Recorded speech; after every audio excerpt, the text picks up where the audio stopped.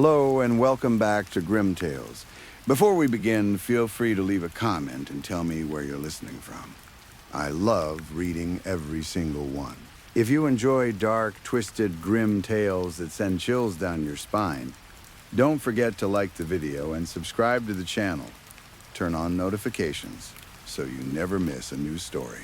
Now, get comfortable, dim the lights if you dare, relax your mind, let the outside world fade away, and let's begin. Story 1. Last year, I worked as a night receptionist at an old hotel in central Pennsylvania.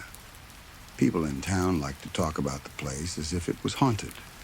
They told stories about shadows in the hallways, voices coming from empty rooms, and guests who checked in but were never seen again. I heard those stories before I even applied for the job, but I never believed them. After working there, I can tell you the hotel was not haunted in the way people usually mean. There were no ghosts floating through walls. There were no pale women standing at the ends of beds. There were no dead children laughing in the stairwells. It was worse than that. The hotel was just a cold, sad, tired place that felt like it had been rotting slowly for decades. The carpets were old and damp.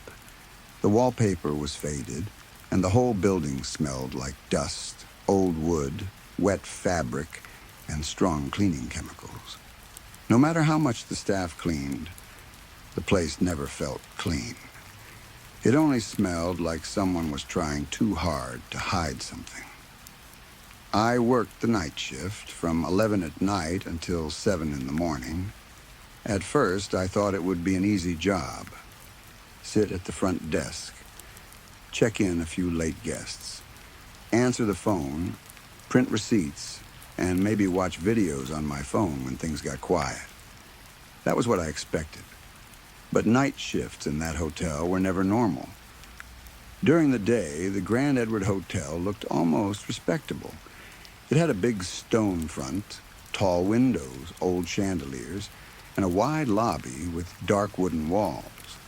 Tourists liked it because it looked historic. Couples liked it because it had a certain old-fashioned charm in photographs. Business travelers stayed there because it was close to the city center. But at night, when the lobby emptied and the front doors were locked, the place changed. The halls seemed longer, the lights seemed weaker. The elevators made strange grinding sounds. The old pipes knocked inside the walls like someone was trapped behind them. Sometimes guests came down at 2 or 3 in the morning, pale and shaking, asking to change rooms but refusing to explain why. I learned quickly that night reception was not just about handing out keys. It was about dealing with drunk guests, angry guests, lonely guests, confused guests, and people who clearly did not want anyone asking questions. I saw couples fighting in whispers. I saw men checking in under names that did not match their cards. I saw women crying in the lobby with no shoes on. I saw guests arrive with no luggage and leave before sunrise. You needed nerves of steel to work there. I thought I had them. Then a man checked in on a Tuesday night. It was close to midnight when he entered the lobby. I remember the time because the lobby clock had just clicked over to 12:07 a.m. and the sound seemed too loud in the empty room. I looked up from the computer and saw him standing near the front desk with a small black suitcase in one hand. He was probably in his mid-50s. His hair was gray at the sides and his face had deep lines around the mouth and eyes. He wore an expensive suit, but something about it looked wrong. The fabric was good, the shoes were polished, and the watch on his wrist looked like it cost more than my car, but the suit was wrinkled and tired, like he had been wearing it for several days without taking it off. His tie was loose. His shirt collar was slightly dirty. He looked rich, but also worn down, like a man running from something. He gave me a name. I will not write it here, because I am not even sure it was real. His voice was low and calm. Too calm, actually. He barely blinked while I checked him in. Then he asked for room 313. That made me pause. Room 313 was at the very end of one of the darker hallways on the third floor. It was not a special room. There was no grand view, no suite, no extra space. It was just an old room near a dead corner of the building, far away from the elevators and far away from most guests. People almost never requested it. Usually, we only assigned it when the hotel was full. I told him I could give him another room closer to the elevator, but he said no, room 313. There was no emotion in his voice, no anger, no politeness either. Just a flat statement. I checked the system. Room 313 was available, so I gave him the key card. He took it without thanking me, then walked toward the elevator. As he crossed the lobby, I noticed he did not look around at all. Most guests looked at the paintings, the chandelier, the old staircase, or at least their phones. He looked straight ahead, like he had been here before and knew exactly where he was going. The elevator doors opened. He stepped inside. The doors closed. That should have been the end of it. For the next 2 days, I barely saw him. He never came to the desk to ask for anything. He never requested room service. He never called from the room. Housekeeping said he kept the "Do Not Disturb" sign on the door the entire time. He did not come down for breakfast. He did not leave through the lobby during my shifts. At least, I never saw him leave. That bothered me, but not enough at first. Some guests were private. Some people checked into hotels because they wanted to disappear for a few days.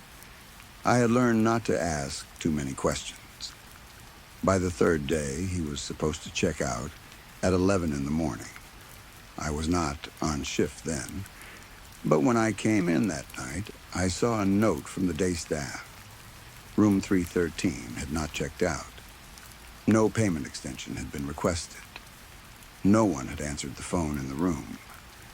The day manager had been busy and told housekeeping to skip it until the morning. But something about that did not sit right with me. I kept thinking about the man's tired suit, his strange, calm voice, and the way he had asked for that specific room. Around 1:30 a.m., I decided to go up myself. The hotel was quiet as I took the elevator to the third floor. The old elevator shook as it climbed. The lights flickered once, then steadied. When the doors opened, I stepped into the hallway and felt that familiar night shift chill crawl over my skin. The third floor always felt colder than the others. The carpet was dark red, worn thin in the middle from years of footsteps. The walls were lined with old lamps shaped like candles, but half of them did not work. The far end of the hallway, where room 313 was, sat in a dull yellow shadow. I walked slowly, listening to the soft buzz of the lights above me. When I reached the door, the "Do Not Disturb" sign was still hanging from the handle. I knocked. "Sir, front desk." No answer. I waited, then knocked again, harder. "Sir, checkout was earlier today. I need to confirm whether you are extending your stay." Still nothing. I listened with my ear close to the door. No footsteps, no television, no shower, no movement at all. I used the master key. The lock beeped green, and I pushed the door open. The room was empty. Not messy empty, not packed up empty. It was clean, too clean. The bed was made perfectly, as if no one had slept in it. The pillows were straight. The blanket was pulled tight. The towels in the bathroom were folded so neatly they looked untouched. There was no suitcase, no clothes, no trash. No sign that the man had ever been there. The room smelled faintly of bleach. I stood in the doorway for a moment, confused. A guest sometimes left early without checking out, but they did not usually clean the room before leaving. and they definitely did not make the bed better than housekeeping would. I stepped inside and looked around. That was when I saw the notebook. It was sitting on the small table near the window. A plain black notebook. The kind you could buy at any office supply store. There was no name on the cover, no label, nothing. I thought he had forgotten it. I should have brought it to Lost and Found without opening it, but I did not. Maybe I was curious. Maybe something in me already knew it was not an ordinary notebook. I opened it. At first, I did not understand what I was seeing. The pages were filled with neat handwriting. Every line had a date and a time. Some entries were only a few words, others were longer. I flipped through the first few pages and my eyes caught on a familiar detail. 11:43 p.m. Receptionist returns from smoke break. Lights cigarette near side entrance. Stands with left shoulder against wall. Looks toward parking lot twice. My stomach tightened. I turned another page. 12:16 a.m. Receptionist drinks coffee, medium black coffee, no sugar, purchased before shift from gas station on Market Street. Cup placed right side of keyboard. Another page. 2:04 a.m. Receptionist eats dinner from a plastic container, pasta, red sauce. Does not finish. My hands went cold. The notebook was about me. Not just general notes, not just observations from the lobby. It had details no random guest should have known. It described what I ate when I stood up, when I used the bathroom, when I rubbed my eyes, when I checked my phone, when I walked to the side door for a smoke. It even listed my exact coffee order from the small gas station I stopped at before work. The times were precise, down to the minute, sometimes down to the second. I flipped faster, and the words seemed to crawl off the page. 1:22:18 a.m. Receptionist looks over left shoulder, appears nervous. 3:11:09 a.m. Receptionist watches elevator for 7 seconds. 4:37:44 a.m. Receptionist sleeps briefly in chair, duration, approximately 3 minutes. There were pages and pages of it. This was not a ghost. This was not some hotel legend. This was not a strange feeling in the dark. This was a person. Someone had been watching me, studying me, recording me.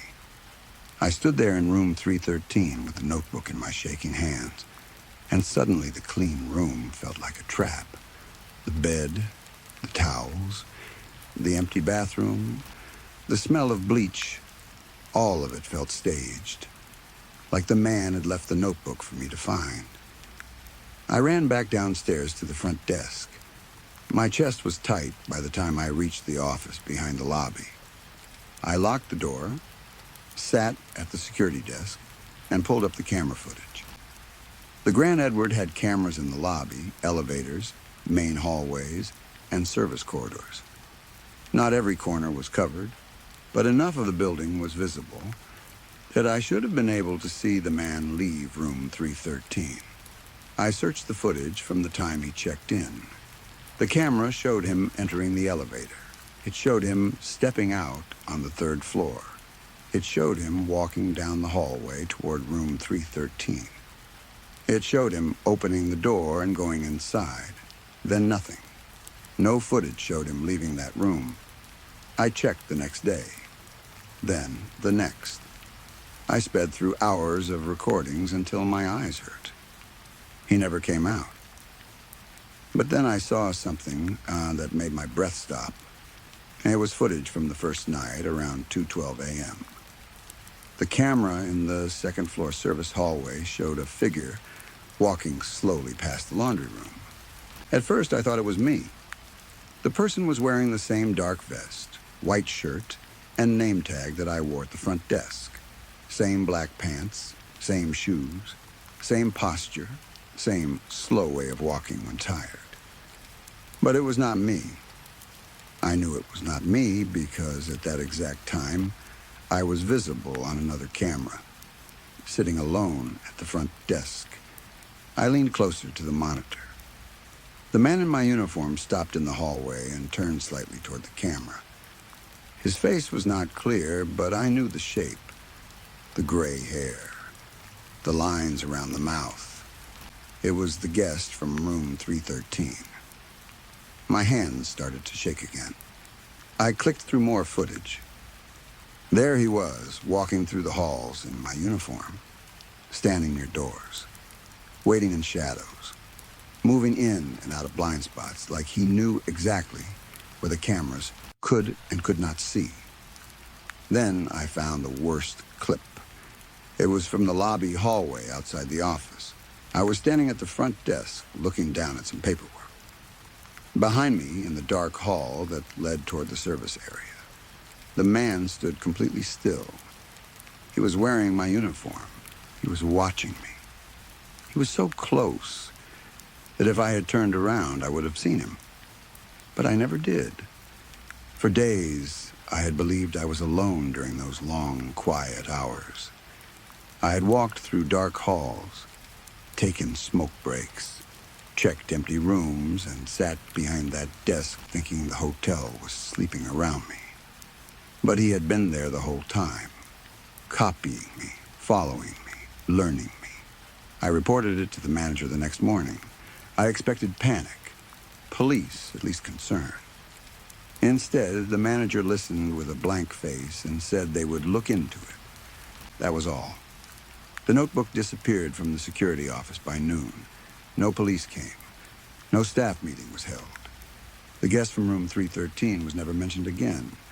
After that, I asked to be moved away from the front desk. I told them I did not feel safe working nights in the lobby. I expected them to refuse, but they moved me to maintenance almost immediately. At the time, I thought it was a lucky break. I thought working behind the scenes would be safer than sitting alone under the lobby lights. I was wrong. The maintenance department showed me a different side of the hotel.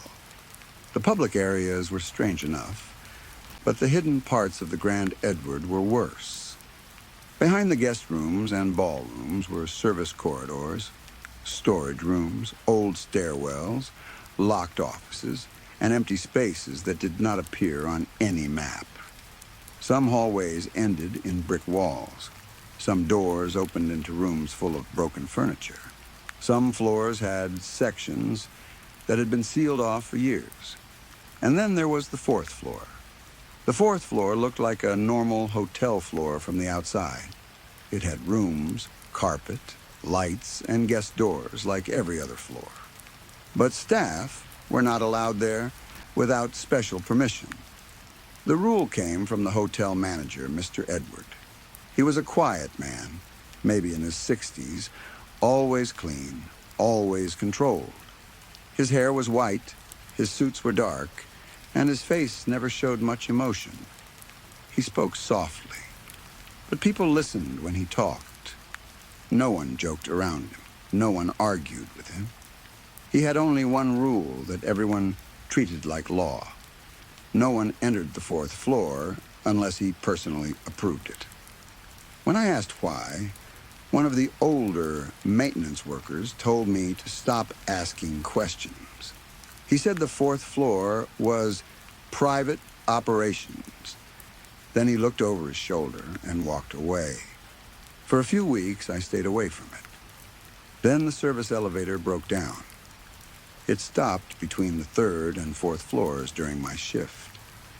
A warning light flashed on the maintenance panel, and the system showed the problem was coming from the fourth floor service access. I called my supervisor, but he did not answer. I called the manager's office, but no one picked up. I could have waited, but if the elevator stayed broken until morning, I knew they would blame me. So I took my tool bag and went up. The fourth floor was silent when I arrived. The air felt heavier there. The hallway lights were dimmer, and the carpet looked newer than the carpet on the other floors. The walls had no art, no mirrors, no decoration. Just doors, all closed, all numbered. Then I saw it. Room 313. I stopped walking. That made no sense. Room 313 was on the third floor. I had been inside it. I had found the notebook there. Yet here, on the fourth floor, at the end of the hallway, was the same number on another door. The door was wide open. I should have left.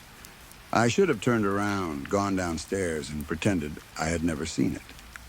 But after everything that had happened, I needed answers more than I needed safety. I stepped inside. The room was not a guest room. It was a library. Not a normal library with novels and chairs and warm lamps. This was a storage room full of filing cabinets, shelves, boxes, and binders.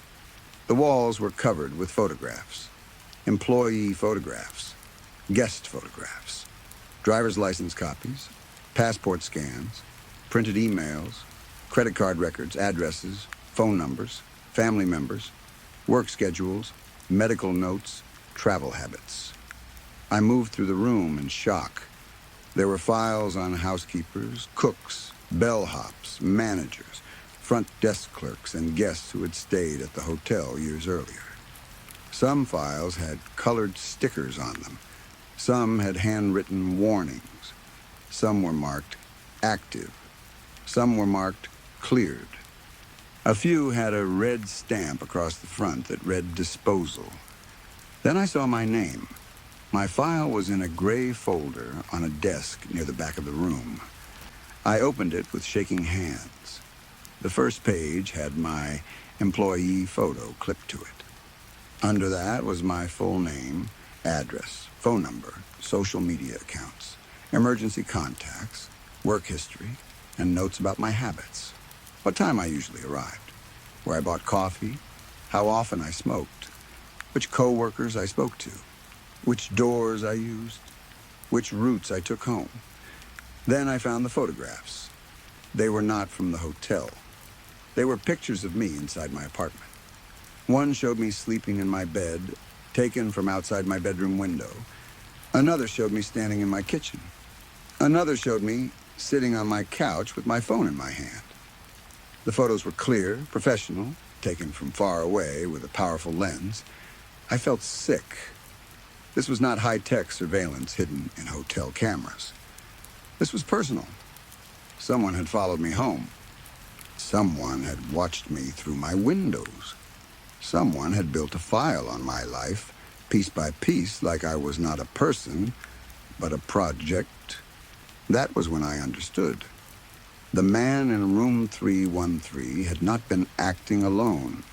The hotel itself was involved. Mr. Edward was not just running a hotel. He was running a monitoring network. Staff, guests, anyone who came through the doors, all of us were being watched, recorded, studied, and sold to people we would never meet. I did not know who those unknown buyers were.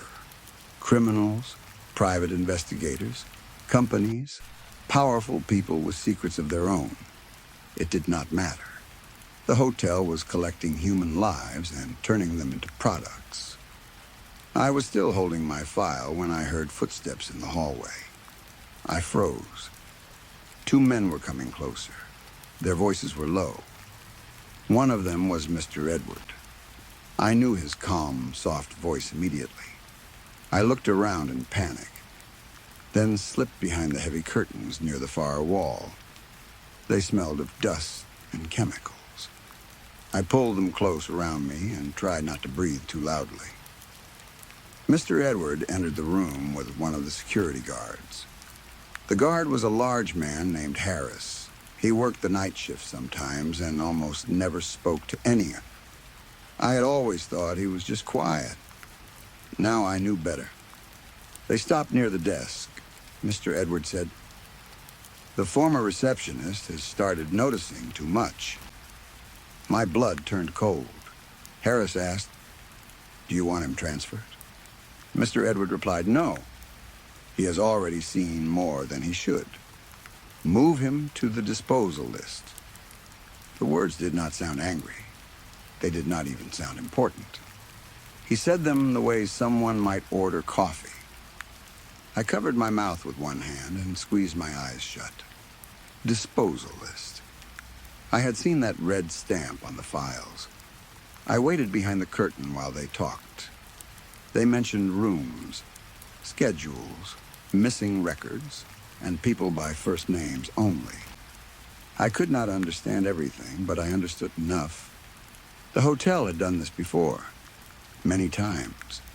Employees who quit suddenly, guests who changed plans, people who disappeared from everyone's life so quietly that no one thought to ask the right questions. When they finally left, I stayed hidden for another full minute. Then I ran. I moved through the fourth floor like a thief, keeping low, listening at every corner. My heart was beating so hard, I thought it would give me away. I made it back to the service stairs and went down 2 floors before stopping in a storage closet to catch my breath. I knew then that I was not working in a hotel anymore. I was working in a prison. And my boss had just decided I was going to disappear. I planned to leave before morning.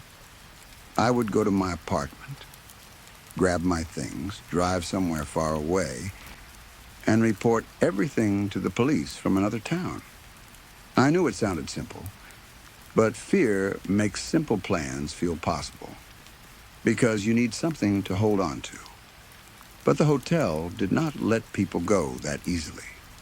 The next morning, I tried to clock out, and my employee card did not work.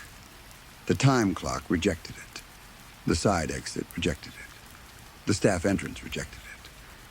I went to the front desk and tried to act normal, but the day receptionist would not look me in the eye. She kept her head down and whispered that Mr. Edward wanted to see me later. I did not wait.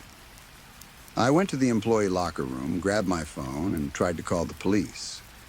No signal. That was not unusual in some lower parts of the hotel, so I went to one of the guest phones in an empty room. The line was dead.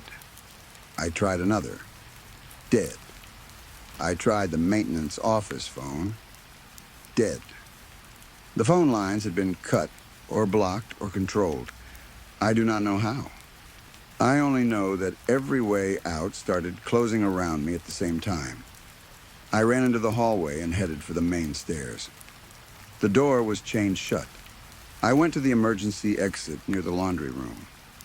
Chained shut. I tried the back loading dock. Locked from the outside. My chest tightened as I moved faster through the halls. I knew the hotel well by then. I knew the staff corridors, stairwells, service doors, and storage passages. Or at least I thought I did. But that morning, the building felt different. Every corridor seemed to twist back toward the same place. Every turn brought me to another locked door, another dead end, another hallway that looked almost like one I had already passed. Somehow I kept ending up near the 4th floor. The Grand Edward was old and confusing, built in sections over many years, but this felt impossible. I would go down a staircase and step out onto a hall that should have been the 2nd floor, only to see the same plain walls and the same empty doors before me. I would take a service corridor that should lead to the kitchen, and it would bring me to the 4th floor elevator. I would turn around, take another path, and find myself staring at room 313. Maybe the building had been designed that way. Maybe doors had been locked and unlocked to guide me. Maybe panic made me lose direction. I still do not know. But it felt like the hotel itself was helping me. I passed other employees as I ran. A housekeeper, a kitchen assistant, a man from laundry. They saw me, but none of them helped. Most of them looked away immediately. One woman crossed herself and backed into a supply room. Another whispered, "I'm sorry," before shutting a door in my face. That was when I understood something else. They knew. Maybe not everything. Maybe not the full system. But they knew enough. They knew what happened to people who became problems. They knew I had become one. I finally reached the main office. I do not know why I went there. Maybe I was angry. Maybe I was desperate. Maybe I thought if I faced Mr. Edward directly, some human part of him would show itself. Maybe I wanted to make him say the truth out loud. He was sitting behind his desk when I entered. The office was neat and quiet. Dark wood furniture, old books, a silver letter opener, a framed photograph of the hotel from many years ago. Mr. Edwards sat with the newspaper open in his hands, like it was a normal morning. He did not look up. Before I could speak, he said, "You know you cannot get out, don't you?" His calm voice made me feel colder than shouting would have. I stood there, breathing hard, my fists clenched. Rage filled me, but it was useless rage. The kind you feel when you know the person in front of you has already won. "Why?" I asked. "Why are you doing this?" He folded the newspaper slowly and placed it on the desk. Then he looked at me. His eyes were pale and empty. "People think hotels are places to rest," he said. "That is why they are useful. A hotel room is one of the few places where a person becomes temporary. They arrive alone, they sleep alone, they leave no real roots behind. If something changes, others accept it. A guest leaves early, an employee quits, a traveler moves on. No one questions it for long." I stared at him, unable to speak. He continued, "Human traces are easier to erase when no one expects them to stay." My stomach turned. "You're selling people," I said. He gave a small smile. "Information," he said. "Movement, weakness, secrets, patterns, sometimes people. It depends on what is requested." The way he said it broke something in me. He was not ashamed. He was not afraid. To him, this was business, a clean system, a hidden machine running under the carpet and behind the walls. I saw his hand move slightly under the desk. I did not wait. I ran for the office door. But before I reached it, he pressed a hidden button. A loud metallic sound echoed through the walls. Then another, then another. Electronic locks slammed shut somewhere outside the office. The hallway lights flickered. Mr. Edwards stood behind me and said, "You should have stayed at the front desk." I shoved the office door open and ran. For the next few hours, I hid wherever I could. Laundry rooms, storage closets, linen carts, empty maintenance spaces behind walls. I heard security guards moving through the halls, their radios crackling softly. Sometimes they passed so close I could smell their cologne and hear their breathing. They were hunting me. Not like guards looking for a rule breaker. Like men looking for an animal that had escaped its cage. I found this storage room by accident. There is an old computer here, probably used for inventory. I managed to get it working long enough to connect my phone and write this. I do not know if the message will send. I do not know if anyone will read it. The hotel's network is probably watched too, but I have to try. I can hear footsteps outside every few minutes. Sometimes they stop near the door. I do not have much time. If you are reading this, please report the Grand Edward Hotel in the city center. Send someone there. Send police, send federal agents, send anyone who can get inside and tear the place apart. Look for the 4th floor. Look for room 313. Do not trust the floor numbers. Do not trust the staff who say they know nothing. Do not trust Mr. Edward. And please do not stay there. Do not work there. Do not even walk through the lobby. People love to say fiction is scary because it has monsters. They imagine creatures with claws, pale faces, black eyes, and voices that come from the dark. But the worst monsters do not look like that. The worst monsters look normal. They wear clean suits. They carry keys. They smile at guests. They sign checks. They sit behind polished desks and decide what a human life is worth. That is what makes reality more terrifying than any ghost story. Because ghosts can only haunt you. People can erase you. I hear them closer now. Someone is outside the door. I think they know where I am. I hope this reaches someone before they find me. Story 2. Have you ever heard of a job called Last Contact? I had not heard of it either. Not until the summer after I finished high school. And honestly, I think most people are lucky if they never hear about it at all. The strange thing is, without that job, society would probably fall apart in less than a week. I know that sounds dramatic. I know it sounds like something a tired person would say after a bad dream. But I am not joking. There are jobs hidden under the normal world. Jobs that keep things quiet. Jobs that make sure the living never have to know how close the dead really are. I found the listing in the classified section of the newspaper. At the time, I was desperate for work. I had just graduated high school, and I did not have any clear plan for my life. College was too expensive, my parents were already struggling, and I needed money fast.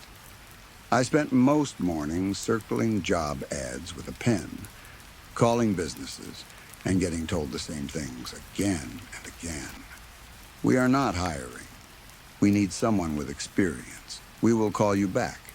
Nobody ever called back. Most of the listings were normal. Warehouse work, landscaping, retail, a few fast food places that paid barely enough to cover gas. Then I saw one ad that stood out from the rest. Last Contact Trainee. No experience required. Must be willing to work with the recently deceased. $2,000 sign-on bonus. $45 an hour. I read it twice, then a third time. The words recently deceased should have made me close the paper and move on, but the pay was impossible to ignore. $45 an hour was more than anyone my age could dream of making. The sign-on bonus alone was more money than I had ever held at once. I figured the job had to be something connected to a funeral home, a morgue, or maybe a medical transport company. That was not pleasant, but it did not scare me enough to turn down that kind of money. I called the number at the bottom of the listing.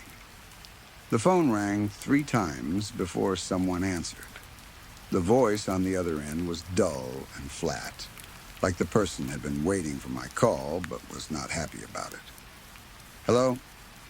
Hi, I said, trying to sound older and more confident than I was. I'm calling about the Last Contact job listing. I saw it in the paper. There was a short pause. Oh, yes. What is your name? Will. Very well, Will. We will call you back in a few days. Thank you. Before I could ask anything else, the line went dead. I stared at the phone for a few seconds, then laughed under my breath. It had to be a prank. The pay was too high, the listing was too strange, and the person on the phone had given me no information at all. I rolled my eyes, put the newspaper aside, and went on with my day. For the next few days, I kept searching for jobs. I called fast food places, grocery stores, and even a warehouse outside town that wanted workers for early morning shifts. Nobody hired me. The more I looked, the more that Last Contact listing stayed in my mind. I did not want to admit it, but I kept hoping they would call back. 3 days later, they did. I was sitting in my room when my phone rang. I looked at the number and felt my stomach tighten. It was the same number from the ad. Hello? I answered. Hello, Will, the same dull voice said. Congratulations on becoming the newest member of the Last Contact family. We are excited to have you join us. I sat up straight. Thanks. If it is convenient for you, we would like you to begin this coming Monday. Yes? I said quickly. That works for me. Great. We are assigning you to the night shift. You will need to be at our call center by 9 o'clock Monday night. The voice gave me an address across town. I wrote it down on an old receipt from my desk. "Thank you," the voice said. "Have a nice day." Then it hung up again. I set the phone down and stared at the address. I should have been happy. I had a job, and not just any job. A job that paid more than most adults in my town made. But something about the call made my excitement feel thin. They had never interviewed me. They had not asked about my experience, my age, my background, or anything else. They had simply hired me. Looking back now, if I had known what last contact really was, I never would have gone. I would have burned the ad, blocked the number, and found a job anywhere else. I would have cleaned bathrooms, flipped burgers, dug ditches in the sun, anything. But I was young, broke, and stupid enough to think a strange job was still just a job. Monday came faster than I expected. I packed a small bag with snacks, a sandwich, and a bottle of water. Then I got into my old car and drove across town. The address led me to a small industrial building near the train tracks. It looked abandoned at first. The outside walls were dirty, the parking lot was cracked, and the only light came from a flickering street lamp near the far corner. A single yellow light above the front door showed a narrow walkway leading to the entrance. I parked and checked the address again. It matched. For a minute, I just sat in the car with my hands on the steering wheel. The building did not look like a call center.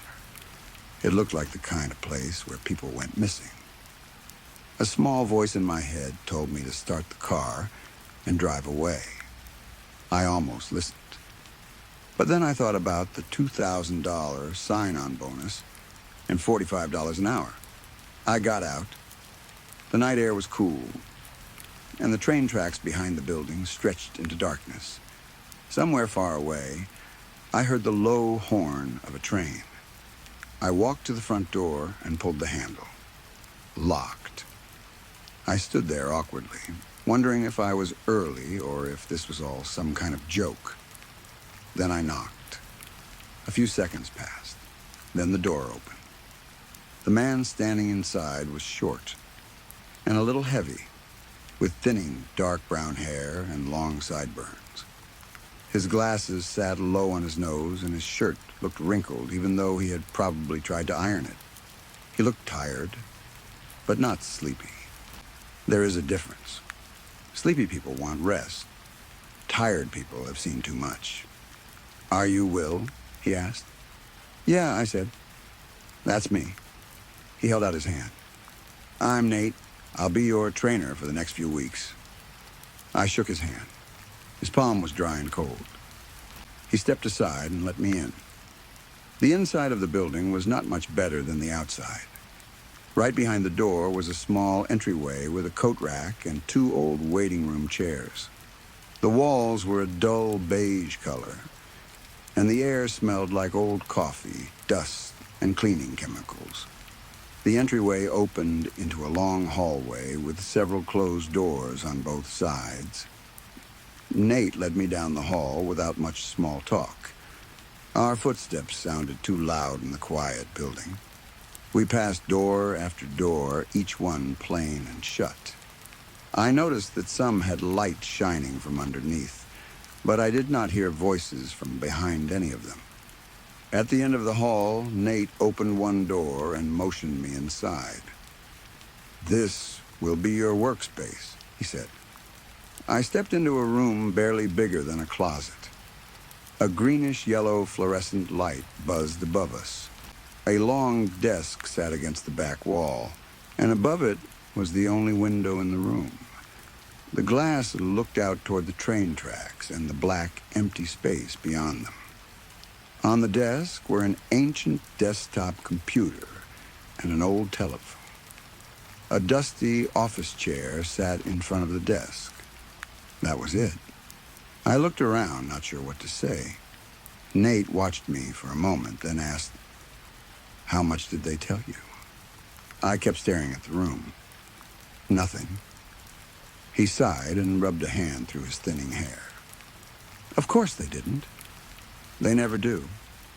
Come on, let's go to the break room and talk. I followed him back down the hallway to a small break room. The lights flickered there, too. A few old tables and chairs sat in the middle of the room. In the corner were two refrigerators that looked at least 30 years old. Beside them stood a row of vending machines, some half empty, some so dusty they looked like they had not been touched in years. The back wall had large windows that faced the train tracks. Nate sat down at one of the tables and slid a sheet of paper toward me. Before we get started, they want you to sign the contract, he said. I looked at the paper. Contract? Yeah. You're required to work here for a minimum of 5 years. After that, if you stay, you get a $9 raise, but you have to sign on for another 5 years. I stared at him, waiting for him to say he was joking. He did not. Do I have a choice? I asked. Nate gave a small, tired smile. Not really. That should have been enough to make me leave, but something in his tone told me leaving was not as simple as standing up and walking out. I looked at the paper. It was short. Too short for something that controlled 5 years of my life. My name was already printed at the top. I swallowed and signed it. As soon as the pen left the page, Nate began talking. When people die unexpectedly, they get one final phone call, he said. One last contact with the world of the living. I looked up slowly. He saw my face and nodded. Yeah, I know. It sounds silly. It sounds impossible. But it is true. People who are killed or people who die before they are ready sometimes get the chance to make one final call before their soul moves on. I waited for him to laugh. He did not. It's our job to answer those calls, he continued. The job is important for 3 reasons. First, we give comfort. A lot of them don't know they're dead yet. They're confused. They're scared. We tell them what happened as calmly as we can. Second, we collect important information. Passwords, safe combinations, locations of hidden items, codes, things families, companies, or government offices may need. The dead sometimes carry information that has to be passed on before they disappear. Third, and this is the big one, spirits who call and do not get an answer can become violent, dangerous. We try to prevent that whenever possible. I could not think of anything to say. My brain kept trying to turn his words into something normal, but there was no normal version of what he had just told me. Nate stood and patted my shoulder. I'm sure you have questions. Calls will answer some of them better than I can. We went back to the tiny workspace. Nate sat in the chair and rolled closer to the desk. I'll take the calls tonight, he said. I'll put them on speaker so you can listen. I nodded, though my mouth had gone dry. For about 30 minutes, nothing happened. The old computer hummed. The fluorescent light buzzed. Outside the window, the train tracks sat in darkness. I kept waiting for Nate to tell me this was some kind of strange test. Then, close to midnight, the phone rang. The sound made me jump. Nate picked it up without hesitation and pressed a button to put it on speaker. Hello, he said in a calm voice. My name is Chris. What's yours? I looked at him, confused. Chris was not his name. Static crackled through the speaker. Then a man's voice answered. It sounded thin and far away. I'm Mike. Hello, Mike, Nate said. This is your last contact. I'm sorry to tell you this, but you have died. The line went quiet. Then the man spoke again, his voice breaking. What? No, that's not possible. How? Nate closed his eyes for half a second. I'm sorry, Mike. I was driving home, the man said. I was driving home 20 minutes ago. I'm sorry, Nate repeated. His voice stayed calm, but his face looked heavier. "We don't have much time. Do you have any passwords or information your loved ones will need?" Soft sobbing came through the phone. "Mike?" Nate said gently but firmly, "Please. Your family will appreciate anything you can give." The man cried for another second, then forced out a bank password and the combination to a safe. He begged Nate to tell his family that he loved them. He said it again and again. Nate wrote down the information, but did not answer the request.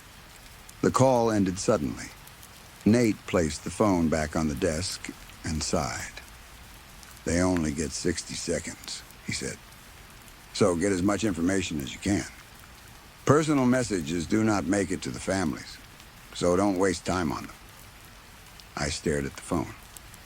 "Why did you say your name was Chris?" Nate looked at me. "I don't use my real name anymore. Not after the incident last year." I waited for him to explain. He did not. Instead, he showed me how to create a file for the caller. Name, time of call, important information, cause if they said it, any strange details. The system was old and ugly, but simple enough. "They're not all that easy," Nate said. The next call did not come for hours. I started to feel myself nodding off when the phone finally rang again. Nate picked it up. "Hello, my name is Steve. What's yours?" Once again, he used a fake name. A voice answered at once. It was low, empty, and wrong. "Am I dead?" "Yes," Nate said. "I'm sorry to say you are. What's your name?" The voice did not answer. Instead, it laughed softly. "I found the door." Nate's face changed instantly. He slammed the phone down and cursed under his breath. Then he reached under the desk, pulled out another phone, and dialed a number taped to the side of it. "What's going on?" I asked, trying not to sound as scared as I felt. "You'll find out soon enough," he said. I could only hear Nate's side of the call. "Yeah, it's Nate," he said. "We got another one talking about the door." He listened for a moment. "Okay, thank you." He hung up and turned to me with a fake smile that did not reach his eyes.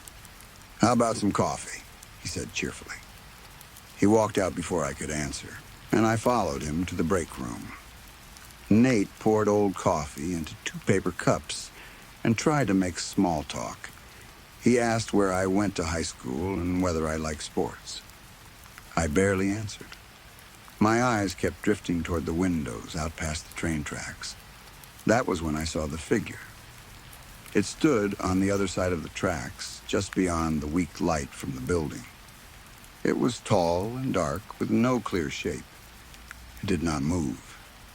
It just stood there facing us. A chill ran up my spine.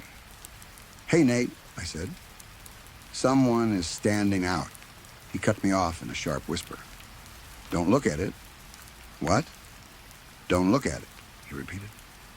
"It always shows up after a call like that." "What do you mean?" He grabbed my shoulder and turned me around hard.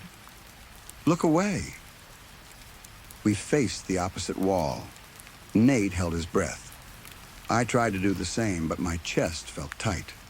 For a while, nothing happened. Then came a gentle tapping on the window. Tap, tap, tap. It was soft and slow, like someone testing the glass with one finger. It continued for about 2 minutes. Neither of us moved. I kept imagining that dark figure, pressing its face against the glass behind me, smiling while it tapped. Finally, the sound stopped. Nate waited a few more seconds, then whispered, "We can turn around now.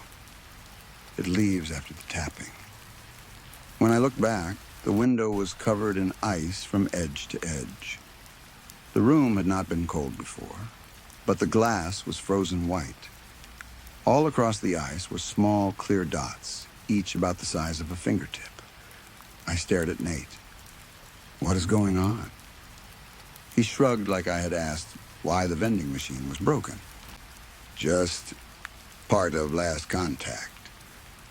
Just part of it? In the future, he said, the faster you look away, the better. Sometimes it won't even tap if you're fast enough. Then he walked back into the hallway. When we returned to the workspace, Nate stopped in the doorway and looked me straight in the eyes. Will, this is not a normal job, he said. I'm sure you understand that now, but it's important and it pays well. My advice is simple. Keep your head clear and follow the rules. What rules? I asked. He pulled an envelope from his pocket and handed it to me. Your sign-on check is in there. The rules are in there, too. Read them when you get home. Coming ready tomorrow night? I'll have you on the phones. I put the envelope in my back pocket. The rest of the night was quiet. Around 6 in the morning, we got one more call. It was from a young woman who had taken her own life. Her voice was soft, almost embarrassed. She wanted someone to know where she had left a note and wanted her friends to have her locker combination.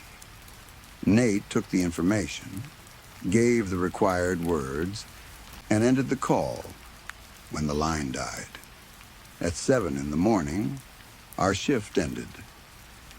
You did good for your first night, Nate said as we walked toward the front. Some nights are busier. Some nights you get no calls at all. It comes and goes. How long have you been doing this? I asked. He grabbed his coat from the rack. 12 years. I'm on my 3rd contract. Do you like it? He shrugged. It's a job. We walked outside into the morning light. The parking lot looked less frightening with the sun coming up, but the building still felt wrong behind me. Nate waved as he got into his car. I drove home with the envelope sitting on the passenger seat. When I got to my room, I collapsed onto the bed. For a few minutes, I just lay there and stared at the ceiling. Then I remembered the envelope. I pulled it from my pocket, opened it, and took out the check first. It was real. $2,000. My name on it. Then I unfolded the paper inside. There were 7 rules. The first rule said that if a caller began describing the room I was sitting in, I had to end the call immediately and leave my workstation for 15 minutes because the dead should not be able to see the living. The second rule said that if I heard breathing before the caller spoke, I had to disconnect immediately because the dead do not need to breathe. The third rule said that if a caller said, "I found the door," I had to end the call and notify a supervisor. The fourth rule said that if I recognized the caller's voice, I had to remain professional and follow normal procedure, because personal calls were inevitable in that line of work. The fifth rule said that under no circumstances should I answer a call that arrived exactly 1 minute after another call ended, because those calls did not come from the deceased. The sixth rule made my skin feel cold. It said that if a caller asked to speak with Nate, I had to tell them Nate had retired years ago. I was not supposed to mention that Nate was sitting 3 offices down. The seventh rule said that if someone begged me to send help, I had to transfer them to extension 7 and never follow up. I lowered the paper and realized I had been holding my breath. What in the world did I get myself into? I whispered. I slept until around 3 in the afternoon. When I woke up, I wanted to believe everything from the night before had been a dream. But the check on my nightstand was real. The rules were real, too. I got up, made myself something to eat, and tried to act normal. My mother came into the kitchen while I was eating. "Hi, honey," she said. "How was the job?" I thought about the dead man on the phone. I thought about the frozen window and the thing by the train tracks. I shrugged. "It's a job." She smiled, satisfied enough, and left me alone. After a shower, I drove to the bank and cashed the check. Seeing the money in my account made the whole thing feel even stranger. Then I went to a bookstore. I figured if the job had slow nights, I might as well have something to read. That afternoon, I watched the news for a while, but I had to turn it off when they reported that a school bus had gone off a bridge into a river. I could not stop thinking about the day shift. I wondered how many calls they were getting. I wondered if those children knew they were dead. That night, when I pulled into the call center parking lot, I felt nervous in a way I had never felt before. The building seemed to be waiting. I arrived before Nate, and when he pulled in a few minutes later, I waved. As we walked toward the door, Nate handed me a key. "That way you won't have to wait for me," he said. I looked at it in my palm. It felt heavier than it should have. "Are you ready for this?" he asked. "I think so," I said. He chuckled. "You'll do great. I'll be right there if you have questions." That helped a little. When we got to the workspace, Nate handed me a sheet of paper. "I wrote you a script for tonight," he said. "It should help." I smiled for the first time since arriving. "Thank you. That actually makes me feel better." The night was almost boring. We only had one call. It was from a drunk driver who had crashed into a telephone pole. He was confused and angry, then sad, then confused again. I tried to get important information from him, but he kept rambling. Right at the end, he started giving bank information, but the line cut out halfway through. His 60 seconds were over. "Good try," Nate said. "It takes practice to get everything in under a minute. Don't worry about it." "I'll try again next time," I said. At sunrise, we left the building and parted ways in the parking lot again. My third night was much busier. We got 7 calls in the first 5 hours. By then, I was starting to understand the rhythm. Answer calmly. Give the name. Tell them this is their last contact. Get the name. Get the information. Do not waste time. Do not comfort too much. Do not make promises. End the file. Wait for the next ring. That was the worst part. How fast it became routine. After a call from a man who had been stabbed behind a gas station, Nate patted me on the back. "That was a tough one," he said. "You handled it well." Then he stepped toward the door. "I've got to take a piss.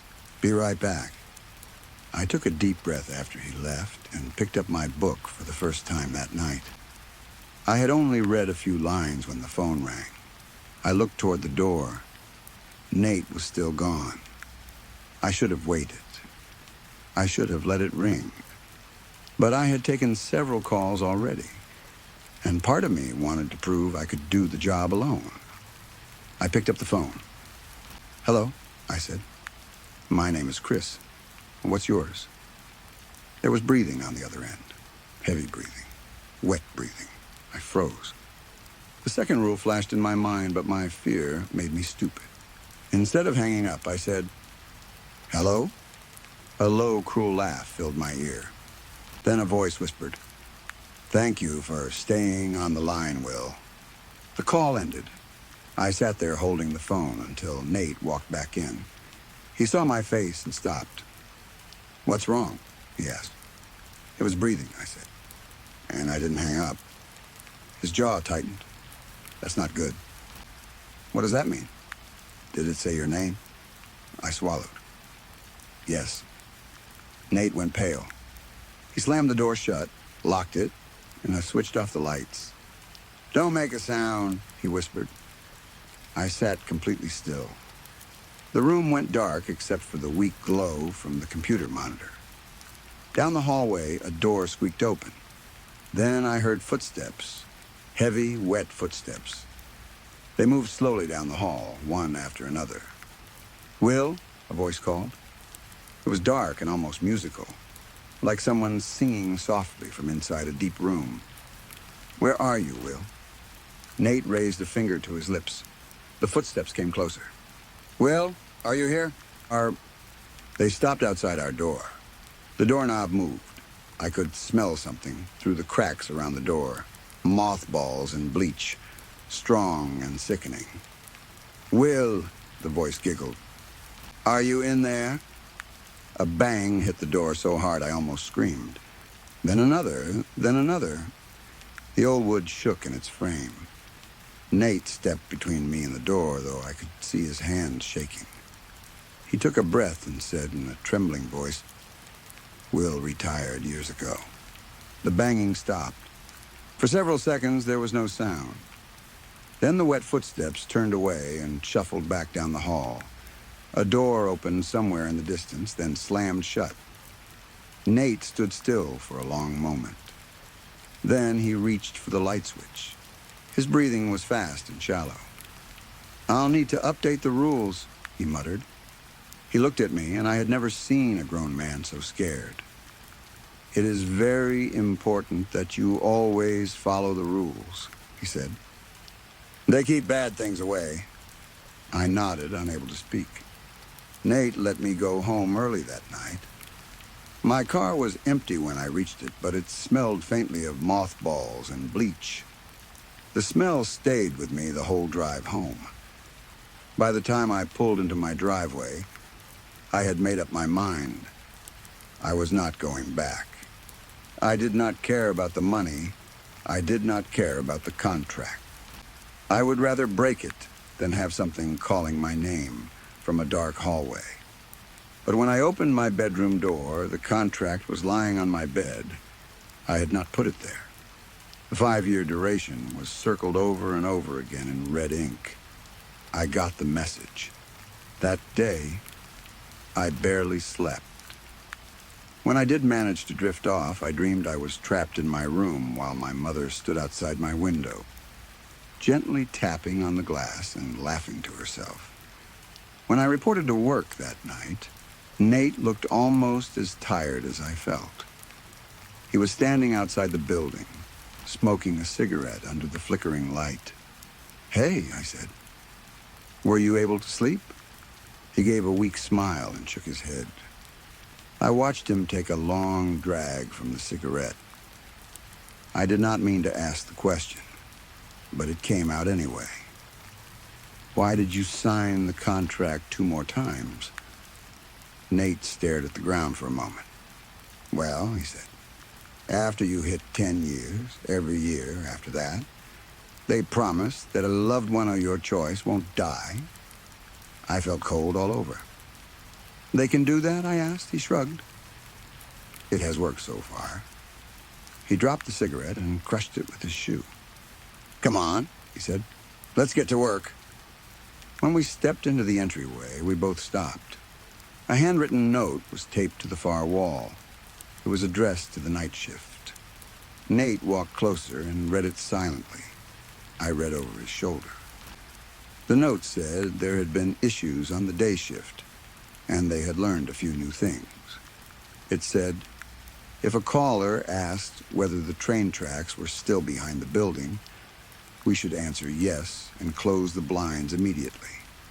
It said if a caller thanked us before we helped them, we should end our shift right away and go home by a different route than usual. It said if a caller asked what time it was, we should answer incorrectly, because the dead lose track of time after passing, and anything asking for the correct time was trying to synchronize itself with our world. The note ended with, hope all is well. Good luck. Nate stared at the paper for a long time. Well, he said finally, that's a crummy way to start the shift. What does it mean? I asked. It means our job just got harder. He walked toward our room, and I followed. Between 10 at night and 2 in the morning, we took 3 calls. 2 were from people who had overdosed. 1 was from a shooting victim. They were sad, messy calls, but they were normal by last contact standards. That was a horrible thought to have, but it was true. Nate had just gone to the break room for coffee when the phone rang again. I picked it up. "Hello," I said. "My name is Chris. What's yours?" Static crackled. Then a small voice answered. "I'm Carol," it said. "Can you tell me the time?" Without thinking, I looked down at my watch. Nate walked in at that exact moment with 2 cups of coffee. He saw what I was doing and gently slapped the back of my head, then pointed hard at the new rules taped beside the desk. I caught myself. "Hi, Carol," I said. "It's 5 minutes after 6. There was a long sigh on the other end of the phone. Then Carol hung up. Nate raised his eyebrows. "Huh. I didn't know they could hang up from their end. We'll need to watch for that." 10 minutes later, every clock in the building changed. The wall clock, the computer clock, Nate's watch, my watch, even the little digital clock on the microwave in the break room. All of them showed the same wrong time I had given Carol. 5 minutes after 6. They stayed that way for exactly 5 minutes. We did not get another call that night. I spent the quiet hours reading, but I could not focus. Every few minutes, I looked at the phone. I kept expecting it to ring exactly 1 minute after I checked it, even though there had not been a call. At some point, I got up and walked the hall just to move around.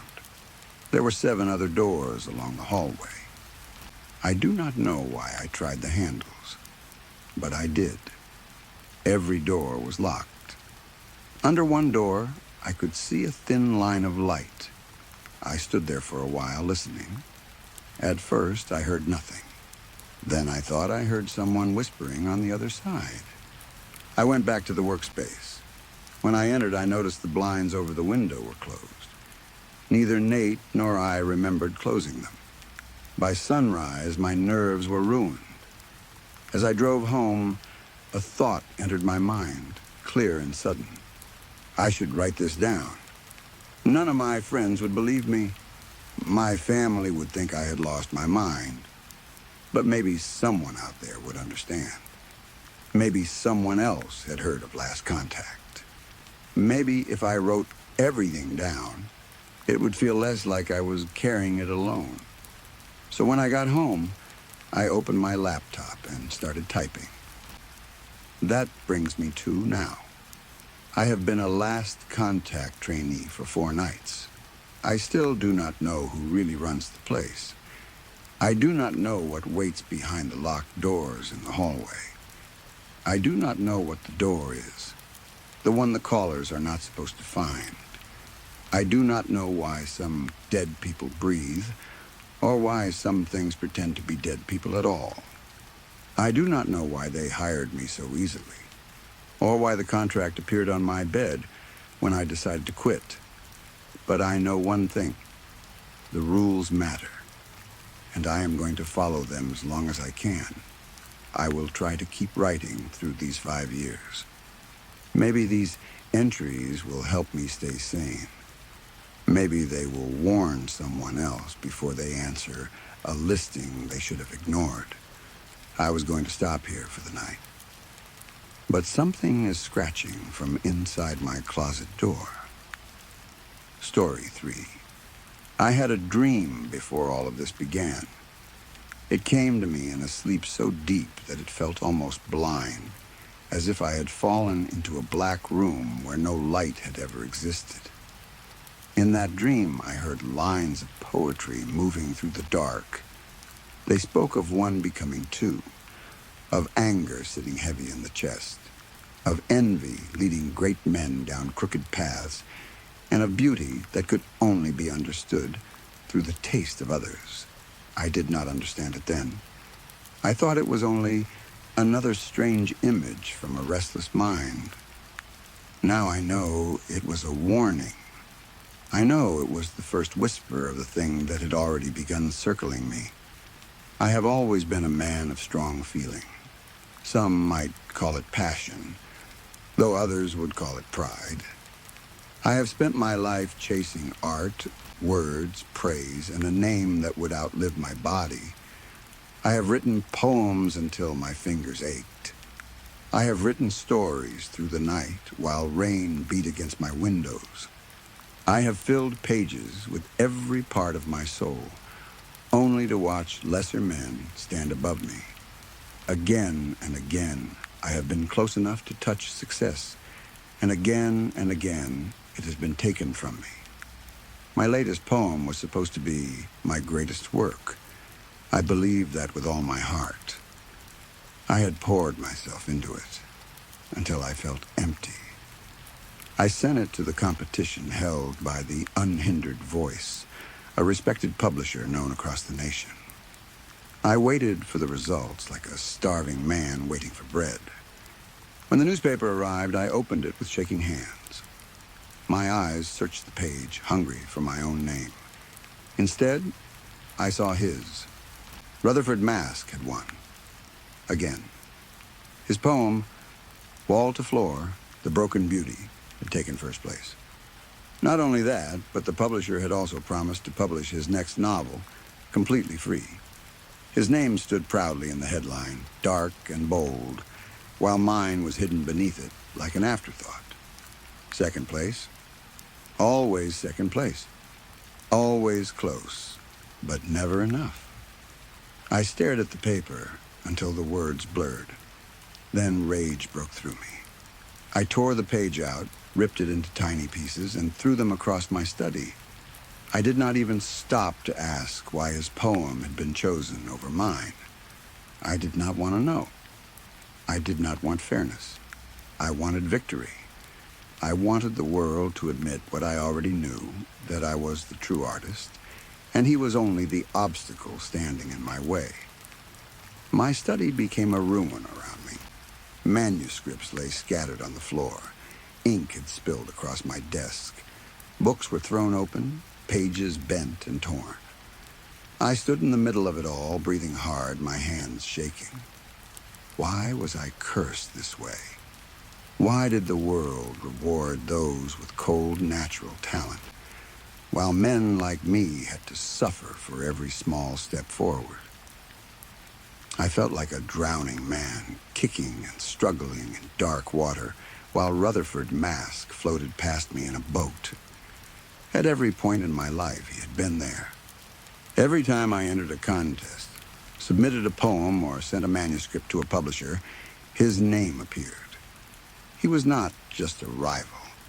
He was a shadow that had attached itself to my life. My work could not breathe while his existed.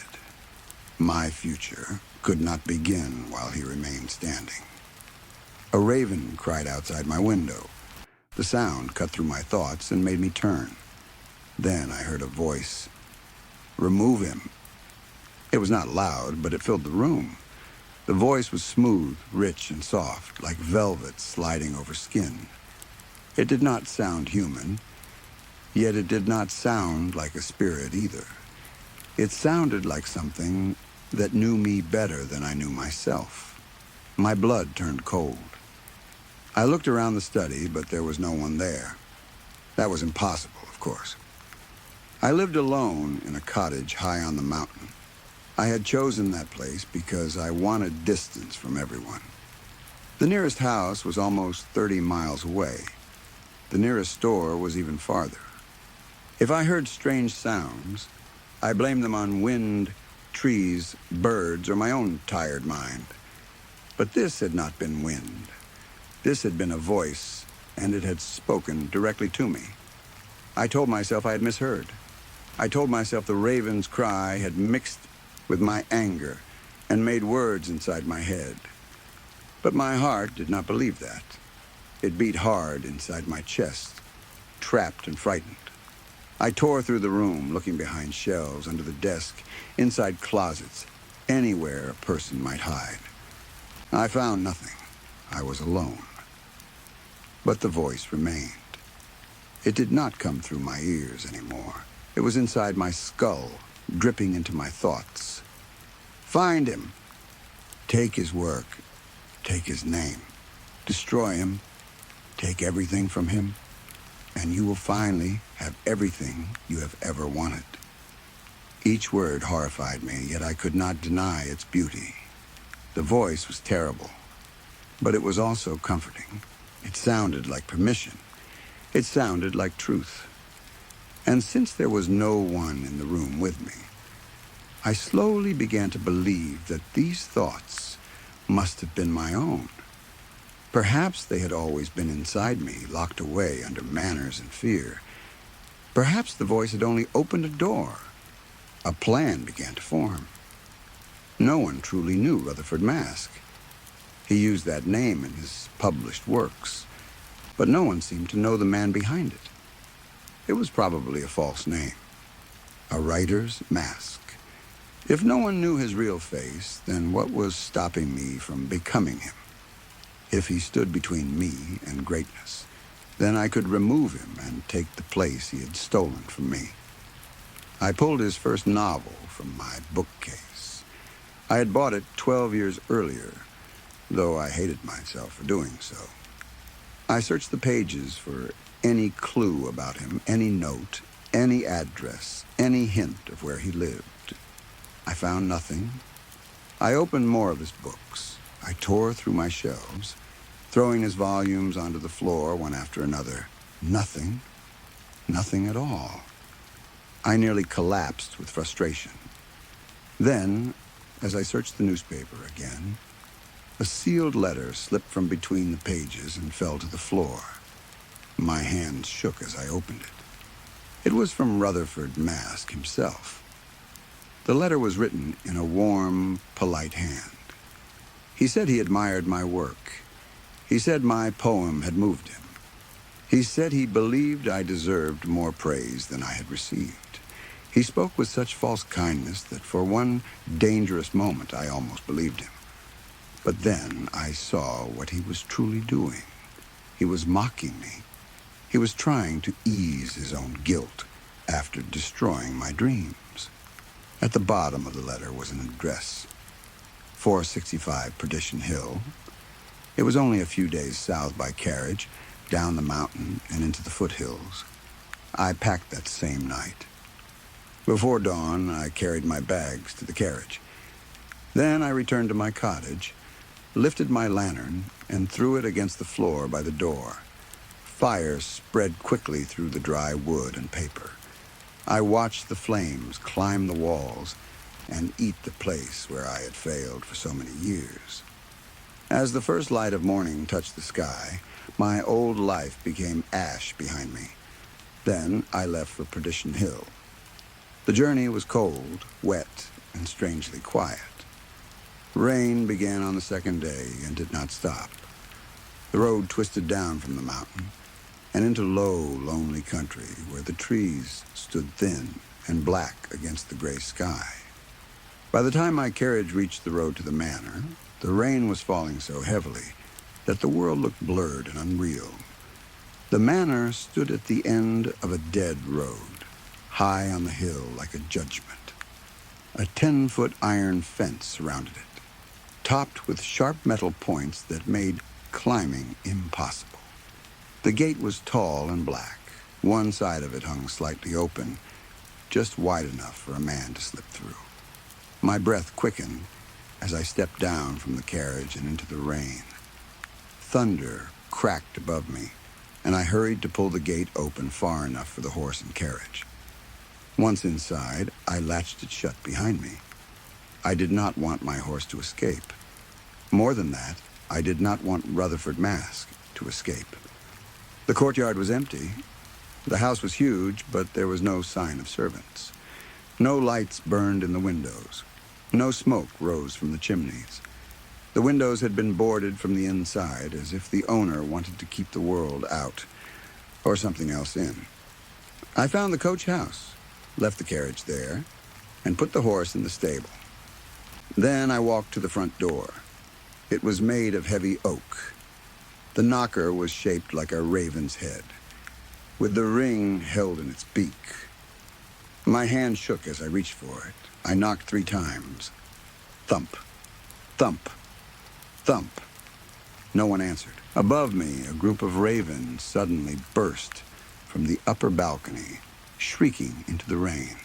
I flinched hard, nearly stepping backward down the stairs. When I turned back to the door, it was open. Dread filled me, but the voice returned in my mind. It told me I was not the one who should be afraid. I was the hunter. I was the fear. I had come here with purpose, and no old house, no birds, no cheap tricks would stop me. So I entered. The foyer was wide and dark. 2 staircases curved upward toward the second floor. Mail lay piled near the door, as if Mask had not checked it in a long time. To the left was a parlor. To the right was a great room.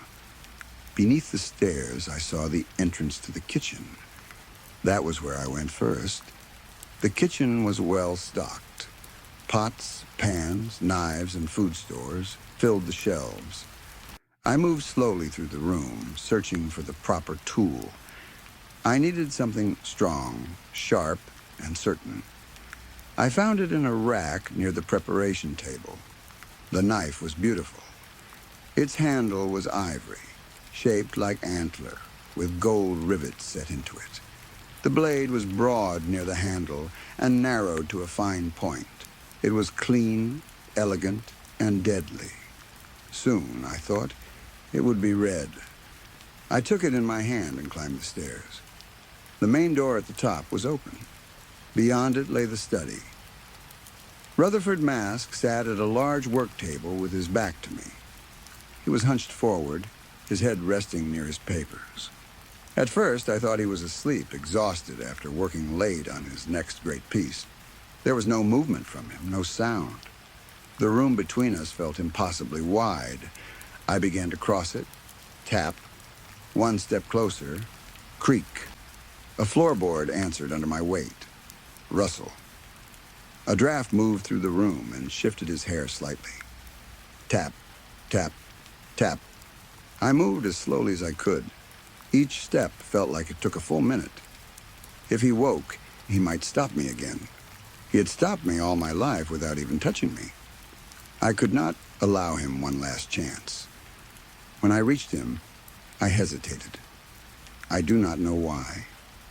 Perhaps some small human part of me tried to wake. Perhaps I wanted to see the face of the man who had ruined me. I leaned slightly and looked at him through the dark fall of his hair. A shock ran through me. Rutherford Mask looked like me, not similar, not in a simple way. He looked almost exactly like me. His brown hair was overgrown and untidy, with a few gray strands showing. His face had the same shape as mine. The same flat nose, the same heavy eyes, the same mouth. Even the scar on his left lip matched the one I had received years ago from a broken wine bottle. For a moment, I could not breathe.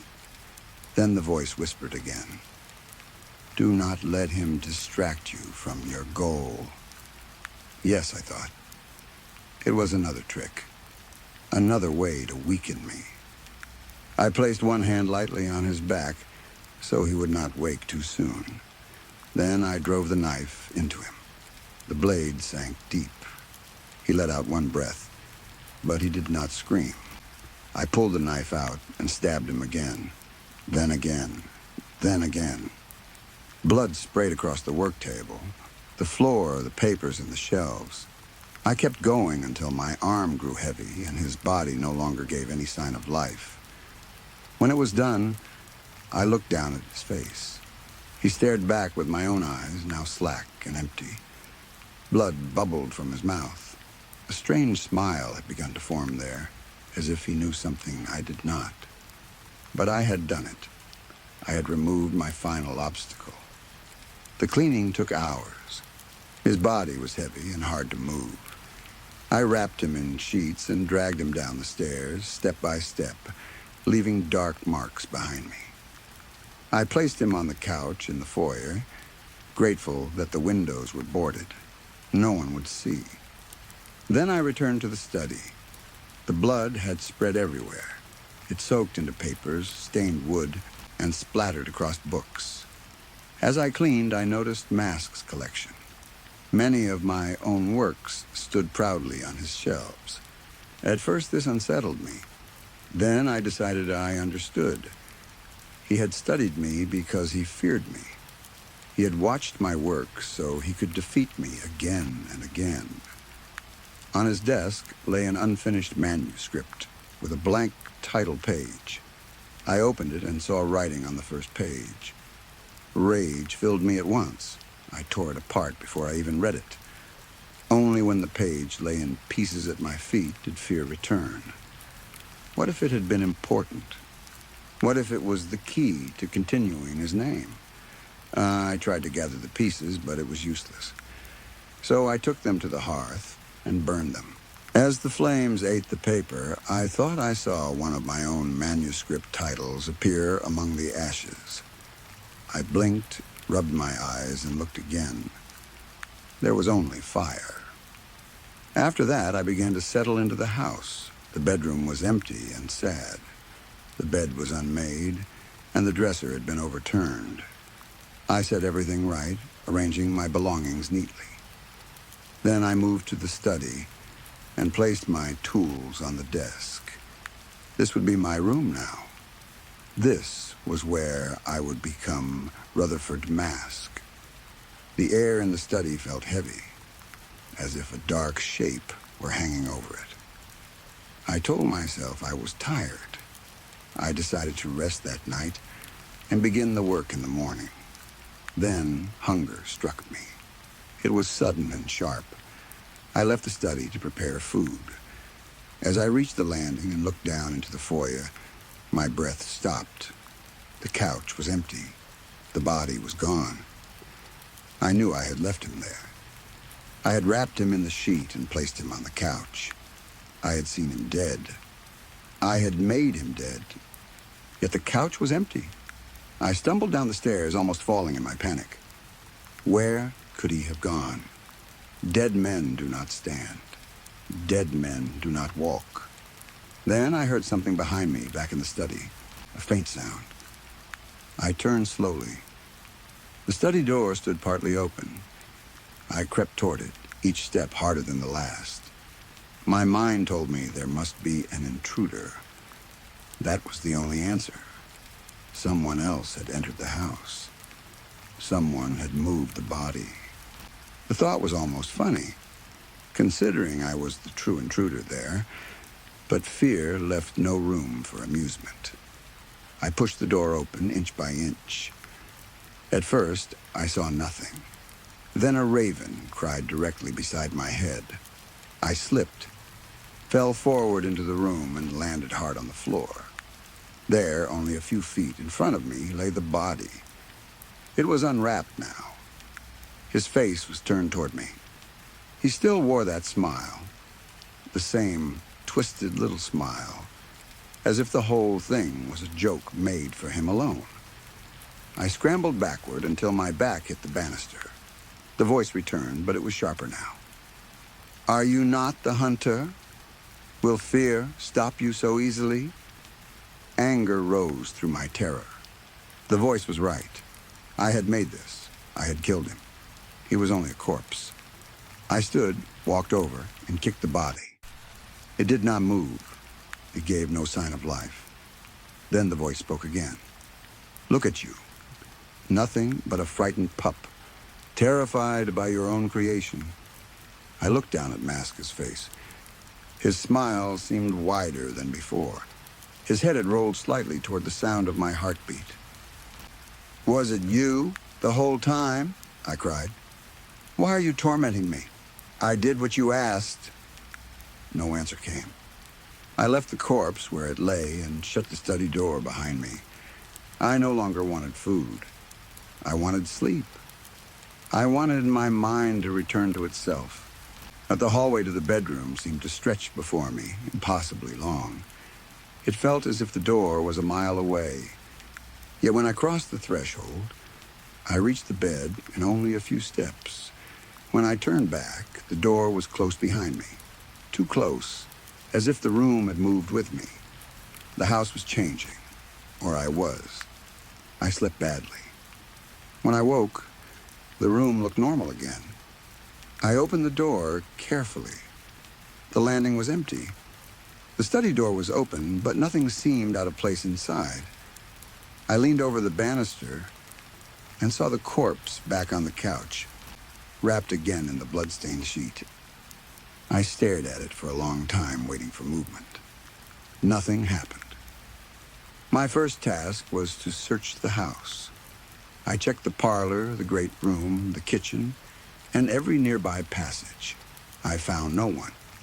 After eating bread and cheese, I understood that I could not work while the corpse remained inside. Its presence pressed on my mind like a hand on my throat, so I dragged it outside. Rain had turned the backyard to mud. The work was awful. Behind the house, I found a shed with a shovel, a pick, and an axe. I chose a place in the yard and began to dig.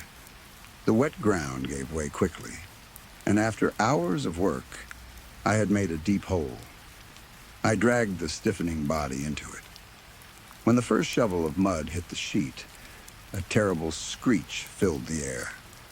I dropped the shovel and covered my ears. The sound was so sharp and cruel that I thought it would split my skull. It did not stop. It only went on and on. I tore cloth from my shirt and stuffed it into my ears. That made it bearable enough to continue. With each shovel of mud, the screech grew softer. When the grave was filled, the sound ended. A raven watched from the high roof of the house as I returned the tools to the shed. It flew away only when I came near. By afternoon, I was ready to begin my new life. I sat at the study desk. I placed a clean page in front of me. I picked up the pen. "What do you think you are doing?" The voice slid back into my brain, rich with anger. I turned in the chair, ready to run, and searched the room. Nothing was there. "You thought you would be finished with me that easily," the voice said. "Where would you be without me? Still rotting in the gutter like the child you once were?" A figure appeared in the doorway. It moved strangely into the study, leaving wet footprints behind with each bare step. Its clothes were torn. Blood poured constantly down its body. I backed into the desk until I was trapped in the chair. The figure stopped close to me, its face hidden in shadow. Then it leaned forward. Mask's face was rotten now. His skin, my skin, was blue and green and thin like damp paper. His wounds leaked blood and pus in impossible amounts. But the smile was still there. It did not move, even when he spoke. "Your plan will never work," he said. "You are still you. You can never be me." His hand touched my shoulder. The cold shock of it forced me into motion. I sprang up and ran. As I reached the study door, I looked back. The room was empty. Then my foot slipped in a puddle of blood. I fell over the banister. For one slow, terrible moment, I saw the foyer turning beneath me. I saw the couch. I saw the corpse wrapped in the sheet again. Then everything went black. I woke in bed, sore everywhere. I did not know how I had returned there. The thought that the corpse had carried me made my stomach turn. My head throbbed. The walls seemed to bend. The outline of the door swam in front of me. Still, I forced myself up. The corpse was on the couch again. I told myself I had gone too far to stop. If I stopped now, then everything had been for nothing. I walked to the study and began to write. The words that came were not mine. I wrote about a raven in the window that knew my name. I wrote that it knew my shame and could see my soul through blood. I wrote that I had to catch it and eat its beating heart to hide what I had done. I wrote that 1 was how it started, 2 was how it went, and 1 was how it would end. I wrote that the raven watched, that it knew my name, that it knew. When I woke later, my face was on the desk and my hand was cramped around the pen. The page was nonsense. I left the study, thirsty beyond reason. My mouth felt like a desert. My throat burned as if I had swallowed glass. I hurried downstairs to the kitchen and drank from the faucet like an animal. And when I returned to the foyer, a raven sat on the corpse's bare chest. The sheet was gone. The bird's face seemed to hold the same unnatural smile as mask. I shouted and waved my arms until it flew toward a broken window. Outside, more ravens waited. Dozens of them sat in the rain watching me. The air grew heavy. It felt as if a giant hand were pressing down on my shoulders. Wind pushed through the broken window and carried whispers with it. Two become one. Two into one. Two become one. The voices were not human. They rose and fell, faster and faster. The shadows behind the birds thickened. They stretched upward until they formed the shape of a huge man with the head of a raven. I turned to run. The corpse stood inches from my face. Its grin filled my vision. I fled into the kitchen and slammed the door behind me. For a moment, the whispers stopped. The silence felt like mercy. I sat with my back against the door, gasping. Then something hit the other side. The first slam shook the door. The second made the hinges cry. The third bent the wood inward. By the sixth strike, the door tore free and crashed into the kitchen. Ravens flooded through the opening. They swarmed around me, their wings blocking out the room. Claws scratched my face and hands. Feathers filled my mouth. Their cries became one great black storm. Then they were gone.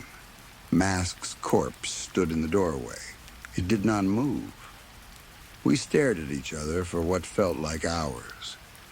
Then it fell forward into the kitchen, landing on its face as if to prove that no room in the house belonged to me. I backed away toward the rear door, but somehow I knew I would not be allowed to leave. As I moved, I noticed the pantry door swinging open. There was no pantry behind it anymore, only a narrow staircase leading down into darkness. I did not want to enter. Then I saw another shape stepping over the corpse behind me. It wore a cloak made of shadow, and from its face curved the dark outline of a raven's beak. I went down the stairs. The staircase curved in a slow spiral. I could not see the bottom. I moved as quickly and quietly as I could, one hand on the cold wall. It felt like walking into my own grave. The descent went on far too long. No house should have held such depth. At last, far below, I saw a firelight. Then I heard dragging above me. Something was coming down after me. I ran. The stairs ended at a stone opening. A torch burned beside it. I took the torch and threw it into the room ahead.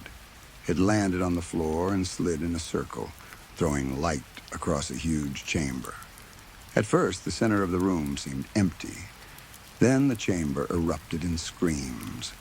Green light burst from the walls, sickly and bright. I saw hundreds of corpses lying on stone altars around the room. As the screaming grew louder, every one of them sat up at once. Their eyes and mouths were stitched shut. Their faces were all twisted copies of mine. One by one, they turned toward me and pointed to the far wall. There stood an empty altar, clean and waiting. Beside it was a small table covered with surgical tools, embalming instruments, saws, hooks, needles, and thread. The raven-headed thing entered the chamber behind me. It was taller than any man. Its body was a moving black mass, and one long arm dragged the corpse of Rutherford Mask across the floor. The corpse still smiled. The voice filled the chamber. Such an easy target. Obsession creates blindness. It makes a man see only the object of his hate and nothing waiting behind it. I could not move. The beast lowered its beaked head toward me. "To the altar," it said. My legs obeyed. I walked to the empty stone slab as if the command had become the blood in my body. Mask's corpse rose and climbed onto the altar beside me. It lay there, shoulder to shoulder with the place meant for me, his dead face turned toward mine with terrible joy. The beast spoke again. "You were perfect for each other. Both of you were obsessed with becoming the other. Both of you saw yourselves in the other's work. Both of you hated what you wanted. Two obsessions strong enough to murder for. Two will soon become one." I climbed onto the altar. I lay beside the corpse. I understood only then that I had never been the hunter. I had been bait. Mask had been bait too. Perhaps every body in that room had once believed the same thing. Perhaps each had followed envy, pride, rage, or desire down into this chamber, thinking they were taking a name, a life, a future. The first saw touched my shoulder. When it cut into me, the pain was beyond anything I had known. I screamed, and the corpses screamed with me. Their stitched mouths should not have opened, but the sound came from them all the same. It was pain and joy together. It was celebration. The raven beast worked carefully. The room filled with chanting. Two become one, two into one, two become one. The last thing I saw before the darkness took me was Rutherford Mask's smiling face beside mine, close enough to kiss, close enough to become. And the last thing I heard was the dead singing as if they were welcoming me home. Story 4. My family has owned and operated the Kariki's funeral home for as long as anyone in our town can remember. My grandfather used to say we had been preparing the dead since the old days, back when kings and emperors still ruled Central Europe, and diseases like typhus could empty a house in a week. The name Karikis was painted on our front window before my father was born, and before his father was born too. In our part of the world, death is not treated as something quick or simple. It is not only a body, a coffin, and a grave. There are traditions. There are old rules. There are families who still believe the dead must be honored properly, with candles, prayers, wine, and silence thick enough to feel like another person in the room. I grew up inside that business. Other children learned the smell of bakeries, farms, or their mother's perfume. I learned the smell of cold stone, polish, flowers, formaldehyde, and old wood. My father, Gabor Karekis, was not a soft man, but he was careful with the dead. He believed that every body deserved respect, no matter how ruined it was when it came to us. He taught me how to wash them, how to dress them, how to close their eyes and mouths so the family could remember them in peace. He taught me how to rebuild what fire, illness, age, or accident had taken away. By the time I was old enough to drive, I could already prepare a body better than many licensed men twice my age. By the time my father's hands became too weak to hold a trocar, I had taken his place at the embalming table. A trocar is a long metal instrument used to drain and treat the organs. It is not something most people want to think about. But for me, it was just another tool, like a carpenter's chisel or a surgeon's scalpel. My father had used it for decades, and then I did. That was how our family worked. The dead came down to our basement mortuary, and the Kariks family made them ready. In Central Europe, we do not always rush to bury our dead. Some families want the funeral quickly, of course, but the old families, the ones with heavy oak doors, family crests, and portraits of stern ancestors hanging in their halls, still prefer the virastas, the wake. They want one last night with the person they lost. They want the body resting in an open casket, surrounded by candles and velvet, while relatives drink spiced wine and whisper old stories. They want the dead to look peaceful, almost alive, as if they have only paused in the middle of a breath. That kind of work is not simple. It is an art. It requires patience, steady hands, and an eye for tiny details. A badly prepared body can destroy a family's last memory. A good one can soften grief, even if only for a few hours. I was proud of my work, maybe too proud. I could make a man with yellow sunken skin look rested. I could rebuild a cheek crushed by a fall. I could cover the signs of sickness, age, and violence. When the town needed someone impossible, made presentable, they came to me. I, Tamas Karekis, was a master. At least I believed I was until last Tuesday, when the body of Matthias Horvath arrived. The Horvath family was old money, not rich in the loud way of businessmen with sports cars and glass houses, but rich in the old, heavy way. Their wealth had weight.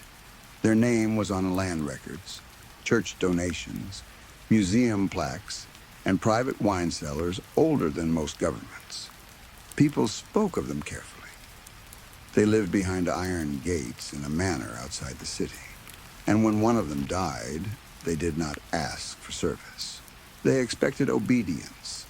Matthias Horvath had died in a terrible high-speed crash on the M6 motorway. That was what I was told.